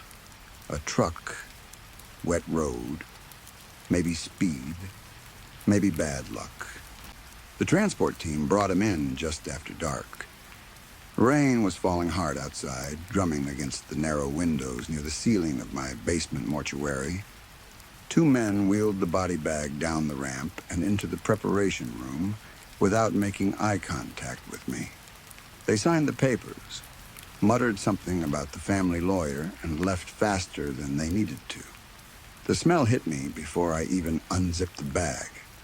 I have smelled almost every kind of death. Natural death, hospital death, drowning, fire, old blood, new blood, decay, chemicals. Fear, though people like to pretend fear has no smell. This was different. There was the copper smell of blood, yes, and the heavy sourness of damaged organs. But beneath it was something sweet and chemical. It was thick enough to coat my tongue. It made the back of my throat tighten. And for the first time in years, I had to step back from the table and breathe through my mouth. When I unzipped the vinyl body bag, I understood why the transport team had looked so pale. The crash had ruined him. His torso was a broken mess of torn clothing, crushed ribs, and deep wounds. His face had collapsed on the left side, the bone pressed inward, and the skin swollen dark purple from a heavy bruising. One eye socket was destroyed. His mouth hung at the wrong angle. The man had once been handsome, maybe even elegant, but the road had taken that away. Still, that was not what truly disturbed me. I had repaired worse. The strange part was his skin. It did not look like the skin of a man who had died in a fresh car crash. It was already dry and leathery, as if he had been dead for weeks in a hot attic. The color was wrong, too. Not pale, not gray, not the blue-purple shade that comes with blood settling after death. His skin was stained a deep amber like old, varnished wood. I turned him carefully and checked his back. There was no livor mortis, no dark pooling of blood where gravity should have pulled it after death. That was impossible. Bodies follow rules, not always perfectly, but enough. Blood settles, tissue changes, skin cools, gas builds, fluids move. There are delays, variations, exceptions, but not like this. Matthias Horvath looked like a fresh accident and an ancient corpse at the same time. A few minutes later, the family lawyer arrived. His name was Tibor. He was a cold, narrow man in a dark coat. with silver hair combed so neatly it looked painted on. He did not step fully into the room. Men like him never do. They stand at the edge of unpleasant things and let other people breathe them in. "Make him presentable for Friday, Tomas," he said. I looked from him to the body. Friday is not much time. Money is no object. That is not the problem. His eyes settled on me. They were flat and patient. "Just fix him." Then he left. I should have refused. Looking back, that was the moment I should have covered the body, locked the basement, and called someone. A doctor, the police, anyone. But pride is a stupid thing. Pride whispers that nothing is beyond you. Pride tells you that if rich families ask for miracles, you should give them one and charge accordingly. So I stayed. I turned on the harsh fluorescent lights over the table, put on my gloves, tied my apron, and began. Because the crash had torn his vascular system apart, a normal arterial embalming would not work. Usually, I would raise an artery, inject embalming fluid, and let the circulatory system carry it through the body. That was impossible here. Too much was ruptured. Too much was open and destroyed. I had to rely on sectional embalming, treating separate parts of the body one at a time, and hypodermic work, injecting fluid directly into the tissues with a needle. The gore itself did not bother me. Car wrecks are ugly. They tear, crush, and bend the human body in ways people are not meant to see. But the texture of Matthias's flesh was wrong from the start. When I made an incision near the femoral artery to see if I could clear a path, no blood flowed, no dark fluid, no normal drainage. Instead, a thick black sludge oozed out onto the porcelain table. It looked like old molasses, slow, shiny, and heavy. I stared at it for several seconds, holding my instrument in the air. Then I told myself what I always told myself when a body showed me something unusual. There is always an explanation. Maybe chemicals from the crash, maybe heat, maybe an illness, maybe some rare clotting reaction. Death makes the body strange, and not every strange thing is supernatural. By Wednesday night, I had been working too long. My shoulders hurt. My eyes burned. The rain had not stopped outside, and the basement felt damp despite the ventilation system humming above me. I was reconstructing the shattered left side of Matthias's face, using heavy wire to build support around the broken eye socket. It was slow work, the kind where one wrong movement ruins everything. That was when I heard the clicking. It was faint at first, a soft, wet tick from somewhere near his throat. I froze. The metal probe hovered inches from his face. I listened. The basement was silent except for the rain hitting the street-level windows and the soft buzz of the lights. Click, wet, small, almost thoughtful. I swallowed and leaned closer, though every instinct told me not to. The corpse did not move. His mouth stayed open. His ruined face remained still. Just trapped gases, I told myself. His abdomen is lacerated. Air is escaping. That is all. Bodies make sounds. That is another thing people do not like to know. They sigh, they groan, they shift. Gas escapes through the throat and mouth. It can sound horribly alive, especially late at night when you are tired and alone. I had heard it before, many times. So I kept working. But on Thursday, everything changed. That was the day of the deep restoration. If the family wanted an open casket by Friday, I had to repair the worst damage to his chest. The wound there was too wide, too ragged. I needed to pack the thoracic cavity, support the broken structure, and rebuild the outer shape under the clothes. It would never be perfect, but under the right suit, with proper padding and lighting, it might pass for peace. I reached for my scalpel and widened the incision across his chest. The blade cut through the leathery pectoral tissue with a dry crunch, like slicing into thick cardboard. That sound made my teeth ache. Human tissue should not part that way. Even old tissue, even badly damaged tissue. I placed both gloved hands inside the chest cavity and began clearing what remained of the ruptured lung tissue.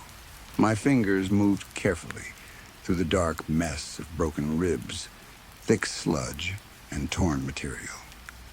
Then they caught on something hard. Sharp pain shot through my right hand. I pulled back fast. The heavy latex glove was sliced open across the fingers. Bright red blood, my blood, dripped from the cut and fell onto the pale, dead meat of Matthias's chest. I cursed and stepped away from the table. The cut was not deep, but it burned. I stripped off the glove, threw it into the bin, and washed my hand at the sink with soap until the bleeding slowed. I wrapped it quickly, put on fresh gloves, and returned with a flashlight. At first, I thought a broken rib had cut me. That would make sense. But when I aimed the light into the open chest cavity, I saw that it had not been bone. Something was inside him. Tucked against the dead man's spine, hidden behind the torn organs, was a dense web of black fibers. They were not blood vessels. They were not nerves. They looked dry and alive at the same time, tangled together like roots or hair. Within that web were rows of tiny translucent hooks, pale and calcified, curved inward like the mouthparts of some insect or parasite. They did not belong to a human body. They did not belong to anything I had ever seen in the human body. I leaned closer, unable to stop myself. The fibers were still. Then a drop of blood fell from my cut hand. It landed directly on the black web. The fibers flinched, not shifted, not sagged, flinched. Then they drank. I watched, frozen, as the fresh blood disappeared into the black strands. The fibers changed color where the blood touched them, turning from dull black to a bright, pulsing purple.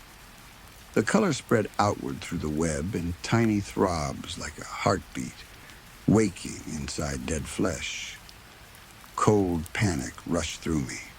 I grabbed the nearest tool I could reach, the trocar, the long, hollow metal spike my father had once held with such confidence. I raised it with both hands and plunged it straight into the center of the mass. The corpse's eyes flew open. I stumbled back so hard I nearly fell. They were not the cloudy, milky eyes of a dead man. They were not even human-looking anymore. Both eyes were completely black. The pupils so wide they swallowed everything. They reflected the fluorescent lights above in small white points, like lights at the bottom of a deep well. Matthias's jaw opened. No, not open. Unhinged. There was a wet snap as his mouth stretched too wide, wider than broken bone should allow, wider than any dead face should move. Then a sound tore out of him. It was high, metallic, and terrible. It rattled the glass jars on my counters and sent pain stabbing through my ears. The body bucked on the table. The black fibers burst through the chest incision like a nest of living wires. They came out in a tangled mass, whipping and twisting, each strand moving with hungry purpose. They looked like centipedes made of wet thread. One lashed toward my face before I could move. It grazed my cheek, and a burning line of pain exploded across my skin. I screamed and fell backward off my stool. The body thrashed on the table, the straps snapping against its limbs. The chest opened wider as the fibers pushed out, spreading over the porcelain, searching, reaching. I could hear them clicking now. Not from the throat, from inside the wound. Dozens of tiny, wet clicks. I scrambled across the floor, my back hitting the cabinet. My hand closed around the heavy glass jar of cavity fluid. It was a concentrated mixture, strong with formaldehyde and alcohol, meant for deep treatment of organs and damaged cavities. I did not think. I threw it with everything I had. The jar smashed against the body. Fluid drenched the corpse, pouring over the open chest and soaking the black fibers. The smell hit me at once, sharp enough to burn my eyes. The thing on the table screamed again, louder this time, and the fibers whipped wildly in the air. On the counter beside me was the utility lighter I used for sealing wax. My hand found it. I struck the flint. For 1 second, the flame was tiny and weak. Then I dropped it. The room exploded in blue fire. Heat slammed into my face. I threw my arms up and rolled away as the table became a bright, roaring shape. The formaldehyde and alcohol burned hot and fast. Blue flames crawled over Matyas's body, then flared where they touched the black fibers. The thing screamed in a chorus of voices, not one voice but many, all stacked together in agony. It sounded like a dozen people dying inside one throat. The fibers shriveled and blackened. Some tried to crawl away from the flames, dragging themselves across the table like burning worms. Others snapped and curled inward. The corpse thrashed so violently that one arm broke against the table edge with a dry crack. Still it screamed. Still its black eyes stared upward, reflecting the fire. Then, slowly, the movement weakened. The chemical fire burned itself out within minutes, though it felt much longer. When it died, the mortuary was filled with smoke, and the bitter smell of burned meat, alcohol, and melted plastic. The table was scorched. The lights flickered. Glass had shattered across the counters. My instruments lay scattered on the floor. What remained of Matyas Horvath was a blackened husk, unmoving. I sat on the cold linoleum floor, shaking so hard I could barely breathe. My heart hammered against my ribs. The scratch on my cheek burned like acid. I looked at the ruined room, then at the charred body, and understood something with a strange, calm certainty. I had to run. No one would believe this. Not the police. Not the medical examiner. Not the Horvath family. I could not explain why a corpse had opened its eyes and screamed. I could not explain why I had set fire to the body of a wealthy aristocrat whose funeral was expected the next day. If I stayed, I would lose everything. My business, my family name, maybe my freedom. I forced myself up and stumbled toward the sink. My legs felt weak. My hands were covered in ash, blood, and chemical residue. I turned on the tap and splashed cold water over my face. The water ran gray and pink into the basin. I leaned there, breathing in hard, trying not to vomit. Then I looked up into the mirror. I wanted to check the scratch on my cheek. I froze. The wound was not bleeding anymore. It should have been. The fiber had cut me only minutes before, but the edges of the scratch were dry and tight. The skin around it had changed color. It was not red with irritation or purple with bruising. It was stained a deep, unnatural amber, exactly like Matyas's skin had been when I first unzipped the bag.